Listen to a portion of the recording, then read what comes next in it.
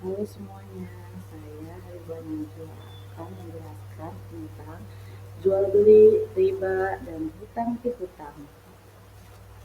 Pendahuluan, manusia adalah makhluk yang tidak dapat hidup sendiri, yakni membutuhkan orang lain dalam memenuhi kebutuhan hidupnya, baik dengan cara jual beli, sewa menyewa, pinjam meminjam, bercocok tanam, atau usaha-usaha yang lain, baik dalam urusan diri sendiri maupun untuk kemaslahatan umum.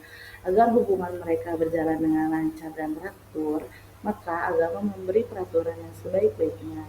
Jual beli adalah kegiatan tukar menukar barang dengan cara tertentu dengan setiap hari pasti dilakukan yang kadang kita tidak tahu apakah sah ataupun tidak.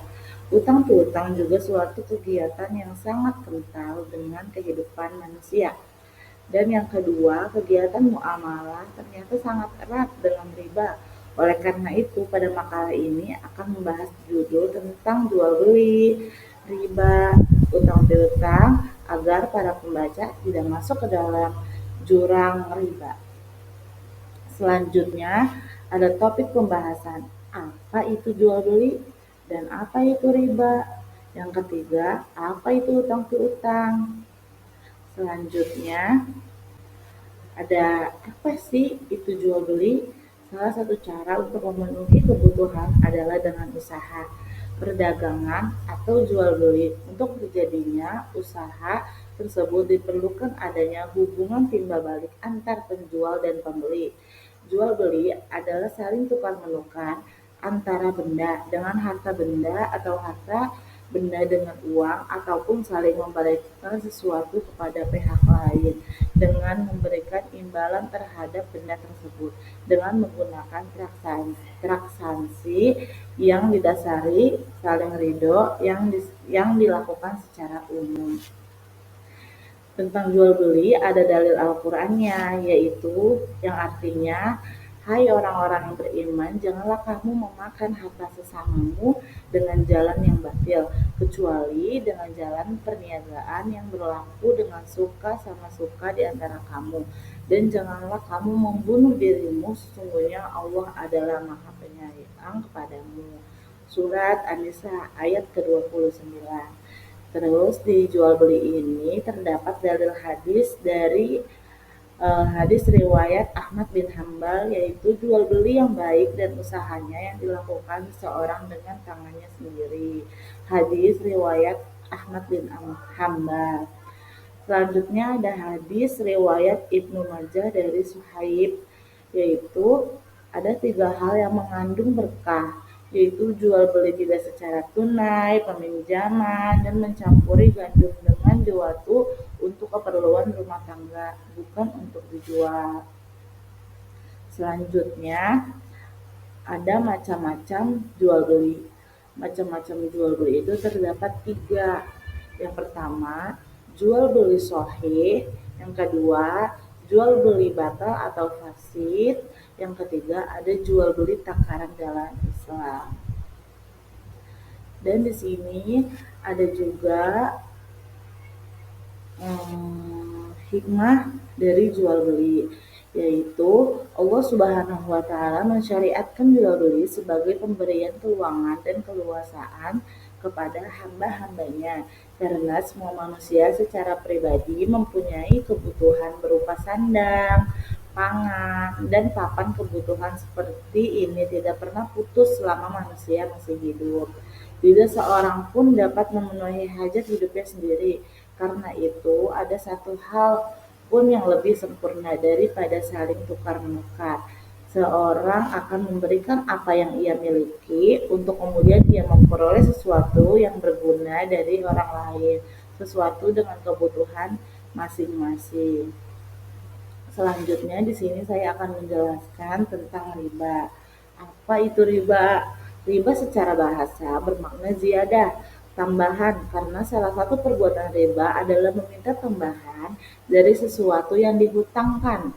Riba juga diartikan berkembang, berbunga, karena salah satu perbuatan riba adalah membungakan harta uang atau yang lainnya yang dipinjamkan kepada orang lain. Secara istilah bahwa riba adalah melebihkan jumlah pinjaman pada saat pengembalian dengan menambah dari jumlah pinjaman pokok yang dibebankan kepada peminjam. Selanjutnya, dalil Al-Quran tentang riba yang artinya, hai orang-orang yang beriman, bertakwalah kepada Allah dan lepaskanlah sisa-sisa riba yang belum dipungut. Jika kamu orang yang beriman, kamu tidak mengerjakan atau meninggalkan sisa riba, maka ketahuilah bahwa Allah dan Rasul-Nya akan memerangimu jika kamu bertaubat dari pengambilan riba. Maka bagimu modalmu, kamu tidak menganiaya dan tidak pula dianiaya. Surat Al-Baqarah ayat 278 sampai 279. Riba juga memiliki dalil hadis. Dari hadis riwayat Muslim diriwayatkan oleh Abu Sa'id Al-Khudri bahwa Rasulullah SAW bersabda, emas hendaklah dibayar dengan emas, perak dengan perak, gandum dengan gandum, tepung dengan tepung, kurma dengan kurma, garam dengan garam. Bayaran harus dari tangan ke tangan. Barang siapa yang memberi tambahan atau meminta tambahan, sesungguhnya ia telah berurusan dengan riba. Penerima memberi sama-sama bersalah. Hadis riwayat Muslim. Selanjutnya ada sebab-sebab haramnya riba. Di sini saya menulis ada sebab-sebab haramnya riba. Yang pertama ada karena Allah dan Rasulnya melarang atau mengharamkannya riba. Yang kedua, haramnya riba karena riba menghendaki pengambilan harta orang lain dengan tidak ada imbangnya. Seperti seseorang menukarkan uang kertas Rp10.000 dengan uang recehan senilai 9.900 perak.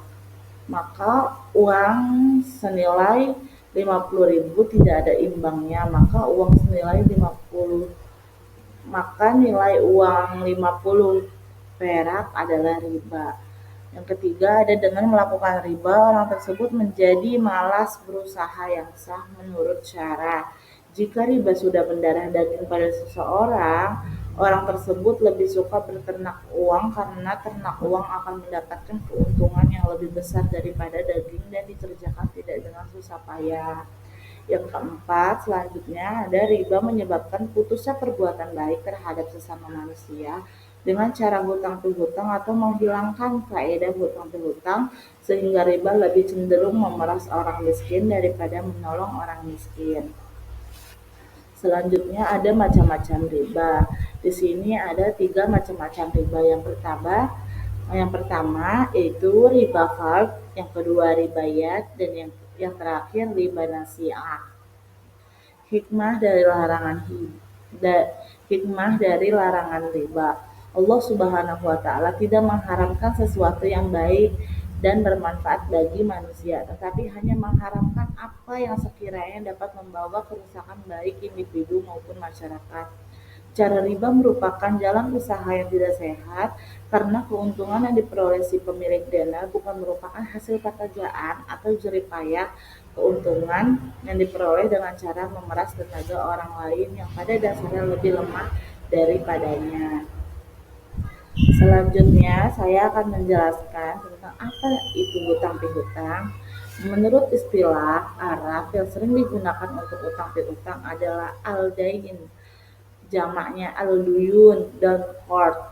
Dalam pengertian yang umum, utang piutang mencakup transaksi jual beli dan sewa menyewa yang dilakukan secara tidak tunai atau kontan. Transaksi seperti ini dalam fikih dinamakan mudayyanah dan tadayun.